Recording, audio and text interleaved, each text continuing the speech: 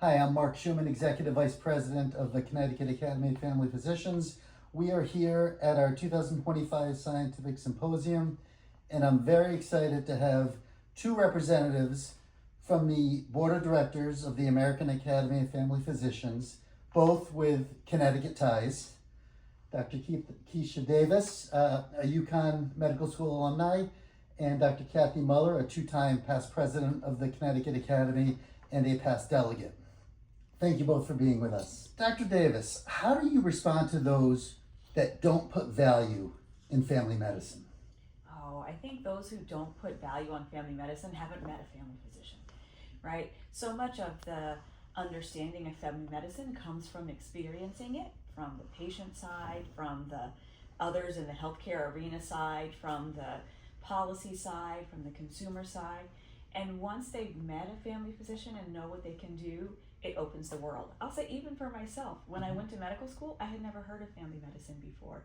And it wasn't until I saw it, I saw the delivering babies, and I saw the sitting at the bedside for somebody who was dying, and I saw the well kid physicals, that I understood the impact that family docs can make.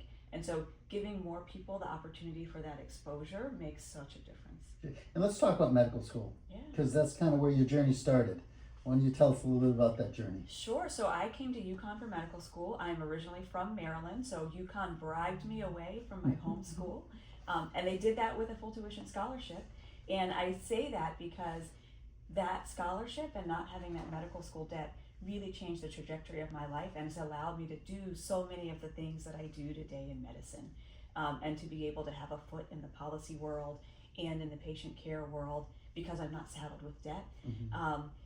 I came to UConn because I loved its focus on primary care, and while I didn't know what family medicine was at that time, I knew that I wanted to be the doctor that people turned to, and at the family reunion, the one who asked all the questions and was able to answer them, and UConn gave me that experience. Great. And Kathy, why don't you just talk about your Connecticut ties? We've spoken a number of times, and have that lead into your first year on the board. And what's that meant to you, and how have you enjoyed it?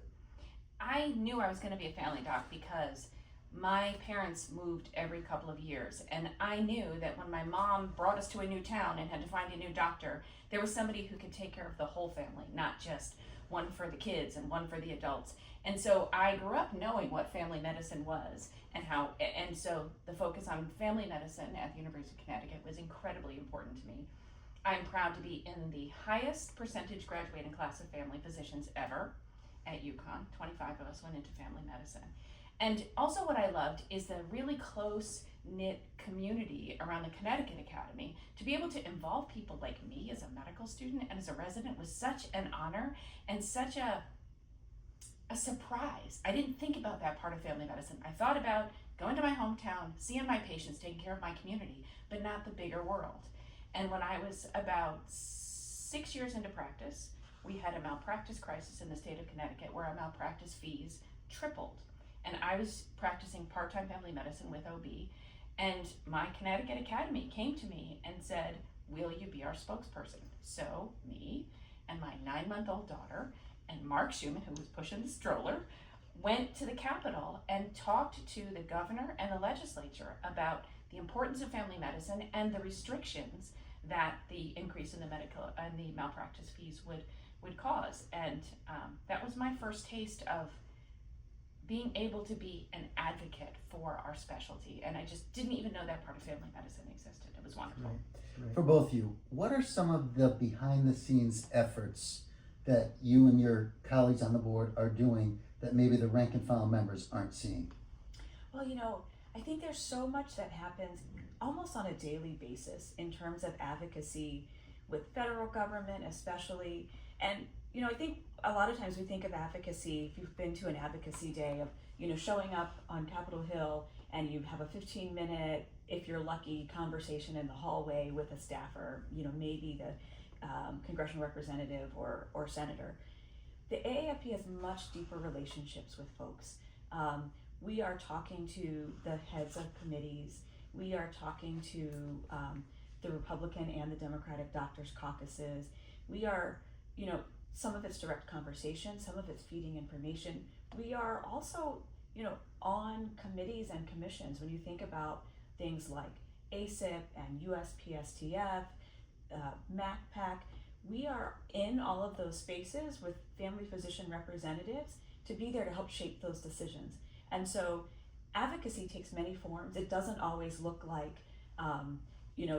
that advocacy day, lobbying effort that we think of. It really takes developing those long-term relationships and being the trusted voice for family physicians in primary care on Capitol Hill. And I would say AAFP really is that now. And I think especially with the changes in the last year in the federal government, these relationships don't happen overnight. This long-term work on making connections in the federal government, in state governments, to be able to help with the changes that we need to preserve family medicine and medicine in general don't happen overnight. And so just finishing my first year on the board, I got to see a little bit more about the behind the scenes work that's been happening for a decade or more to build the place where we are right now to be the most trusted voice in family medicine. Yeah, we're on day 2 of our meeting, and the first day we had a big theme about the importance of the Fam Med Pack. Why is it important to believe in the political game, especially for those that maybe don't believe in donating money? Why is it important? It's easy to say, to be discouraged by the money that you see kind of floating around, but honestly, it's what opens the door in terms of many conversations. And when you think about who we want to have in those seats, sitting in Congress and sitting in states, to be able to help influence that in our favor, it really does make a difference. And, I think what's important when looking at the PAC is, are we donating to issues that are important to family medicine? And we are. And when you look at the donations, they are not specific to one political party. We are very much bipartisan. It's who's going to support family medicine and making sure that family medicine interests are, at the table and on the menu. And I think that's sometimes misunderstood. We think about someone who may have radically different opinions on pay for family physicians, but they're really supportive of access through Medicaid. And so we have to choose the messages that support us in family medicine and support both sides of the aisle. And again, that's why we are the most trusted voice in medicine in the federal government, because we are balanced and measured and even in our approaches, all supporting family medicine. And we're kind of an easy sell, really. People really support family medicine. Access to primary care is an issue known across the country to both parties in every shade.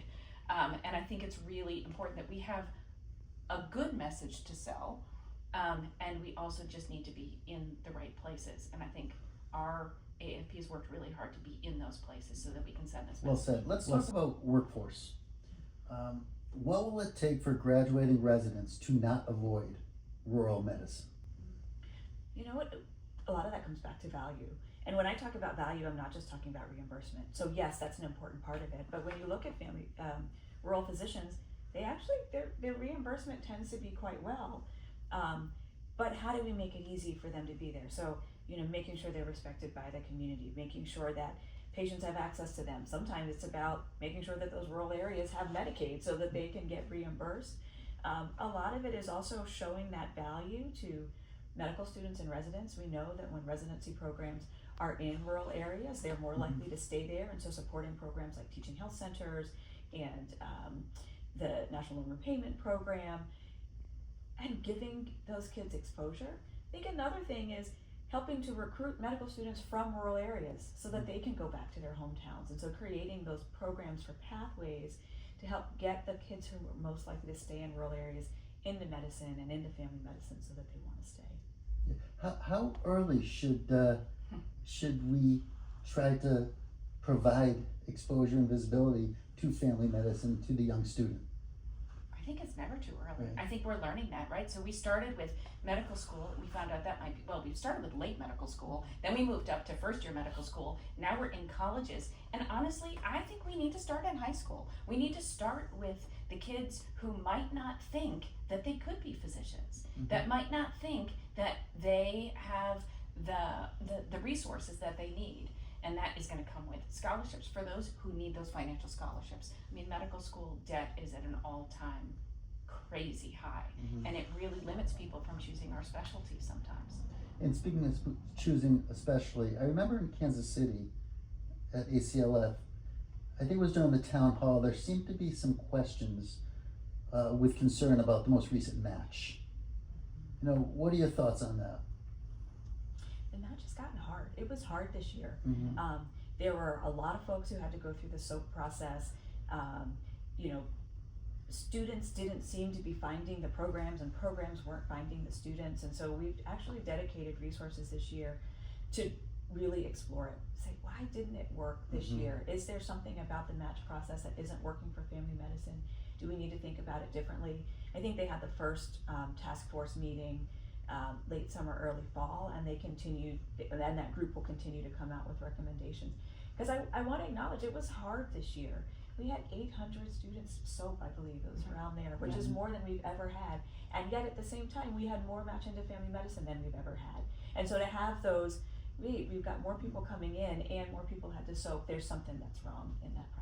And I think the AFP is looking at that in so many different ways. How can we make it easier? Just how can we make it easier? How can we make it easier to be a family doc? How can we make it easier to get to the right place when you're a family doc? How can we make it easier for residency programs to find the people that they need and who will stay in their communities? And how can we make it easier for people to decide to be a solo rural doc? And then, you know, how do we make it easier? Dr. Davis, you served as a White House Fellow at the U.S. Department of Agriculture. What did that entail? Oh, it was such a fun experience. So it was a year away from medicine, and the fellows come from all different walks of life. So there were two other physicians who were there with me, but we also had folks from military and business and education. And you know, rarely in your career do you get an opportunity to step outside of your comfort zone and also get to meet folks from so many different disciplines, right? We got to, you know, I had people in my group who had led folks into battle in Afghanistan, who were, you know, from the Air Force, from the Navy, from Wall Street. You just don't have that exposure. Part of the course of the year, the three tenets are education, leadership, and service. And so in the education front, we had speakers from across government, private sector, public sector who come and spoke with us in an informal way over lunch twice a week for a year. So we had everybody from the, you know, president, vice president, first lady, folks from Congress, Supreme Court justices, but we also had folks like, you know, Paul Farmer and the founder of eBay who come talk to us about their experience. In terms of leadership, each of us was placed at a different, with a secretary or deputy secretary at a department across federal government. I was at USDA. And so seeing some of how the sausage is made, the behind the scenes work of how do you really, you know, do policy, you know, I never would have thought to lobby a department or an agency for a certain regulation. You know, we spend most of our time talking to Congress, but there's so much you can do at the department level, as we saw from the potato lobby, who was very mad at us.